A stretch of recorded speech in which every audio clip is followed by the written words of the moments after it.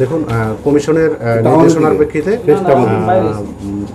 ময়মনসিংহ জেলা নির্বাচন অফিসের এনআইডি সংশোধন এবং নতুন ভোটার তালিকা প্রণয়ন সংক্রান্ত বিভিন্ন অনিয়ম ও দুর্নীতি সংক্রান্তে আজকে আমরা অভিযান পরিচালনা করতেছি। অভিযানকালে প্রথমে আমরা কিছু সেবা গ্রহীতাদের জিজ্ঞাসাবাদ করছি এবং কয়েকজনকে জিজ্ঞাসাবাদে আমরা এখানে গ্রাহক সেবা ও হয়রানির প্রাথমিক সত্যতা পেয়েছি এবং এই সংক্রান্ত বিভিন্ন রেকর্ডপত্র আমরা এখান থেকে সরবরাহ করতেছি।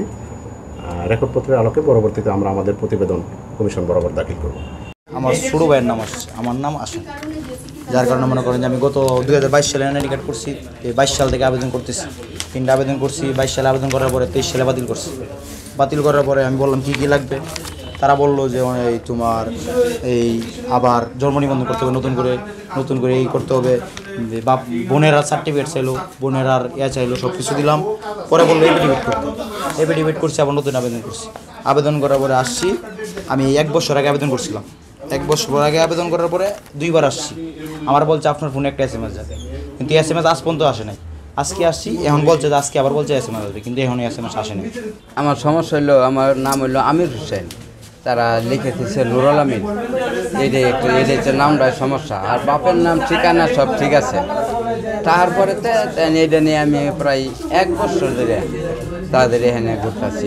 এখন আমরা থাকি ঢাকা উত্তরে থেকে আজকে আসছি, 1 ঘন্টা লেট হয়েছে। আচ্ছা, 1 ঘন্টা তো লেট হইতেই পারে, ঢাকা থেকে আসছি যেহেতু। 11টার দিকে গেছি, বলে হবে না, আপনার সকাল 10টায় আসতে বলছিলাম, আসেন নাই, এই জন্য আপনার কাজটা হবে না, আপনি সামনের মাসের 5 তারিখে আসেন। এটা কোনো কথা? আসছিল তার মায়ের নাম আর কি চেঞ্জ করার জন্য।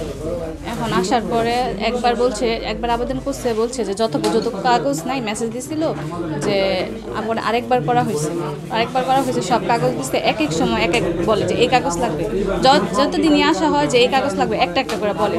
পরে আমরা জমা দিছি সব। তারপরে 2-3 দিন আগে আম্মু আগে এসে বলছে ওই 107 নম্বর রুমে, বলছে যে দেখেন তো মেসেজ যাবে, যান দেখতেছি মেসেজ যাবে, এগুলা বললা, তারপরে আর যায় না।